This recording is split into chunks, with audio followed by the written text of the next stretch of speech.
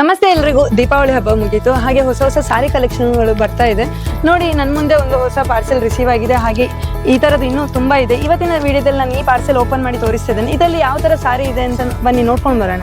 ಇದೆಲ್ಲ ಕ್ರೇಪ್ ಸಾರಿ ಇರುವಂಥದ್ದು, ಬನ್ನಿ ನೋಡ ಯಾವ ಥರ ಇದೆ ಅಂತ.